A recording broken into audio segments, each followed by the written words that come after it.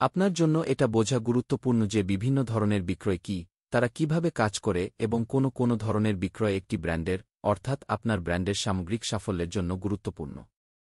বিক্রয় কেবল কৌশলের চেয়েও বেশি কিছু, এটি সঠিক সময়ে ব্যাপক তথ্য সংগ্রহ, নেটওয়ার্ক তৈরি, সম্পর্ক তৈরি, সুবিন্যস্ত থ্রুপুট এবং কৌশলগত সিদ্ধান্ত গ্রহণ।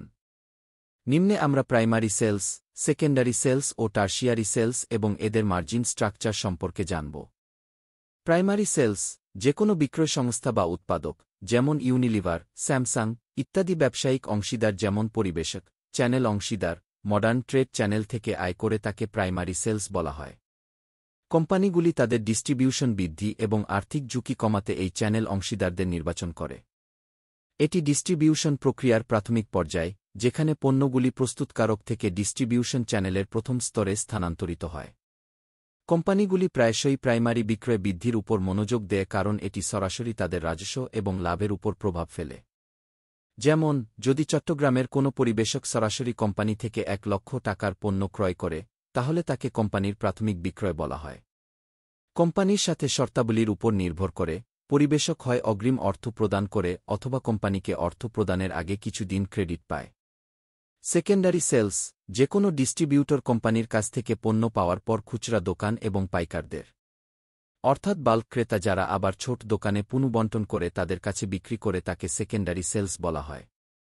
এটি বিতরণ প্রক্রিয়ার দ্বিতীয় পর্যায়ের প্রতিনিধিত্ব করে, যেখানে পণ্যগুলি ডিস্ট্রিবিউটর থেকে বিক্রয়স্থলে স্থানান্তরিত হয়। টার্শিয়ারি সেলস বা অফটেক, যখন একজন শেষ ব্যবহারকারী অর্থাৎ গ্রাহক বা পেশাদার খুচরা বিক্রেতার কাছ থেকে পণ্য ক্রয় করেন, তখন তাকে টার্শিয়ারি সেলস বলা হয়।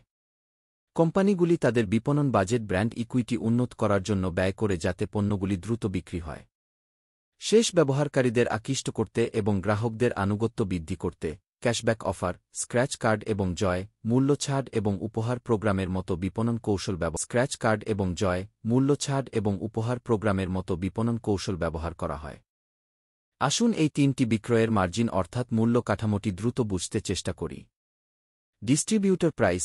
ডিস্ট্রিবিউটর প্রাইস বলতে সেই মূল্যকে বোঝায় যে দামে একজন পরিবেশক একজন প্রস্তুতকারকের কাছ থেকে পণ্য ক্রয় করেন। রিটেইলার প্রাইস, এটি হল সেই মূল্য যা দিয়ে একজন পরিবেশক খুচরা বিক্রেতাদের কাছে পণ্যের বিল করেন। এন্ড ইউজার বা কাস্টমার প্রাইস, এটি সেই মূল্য যা খুচরা বিক্রেতারা গ্রাহকদের কাছে একটি পণ্য বিক্রির সময় বিল করে। খুচরা বিক্রেতাদের পণ্যের এমআরপি এর চেয়ে বেশি দামে বিক্রি করা উচিত নয়, তবে তিনি তার দোকানে ক্রেতাদের সংখ্যা বাড়ানোর জন্য কম দামে বিক্রি করতে পারেন।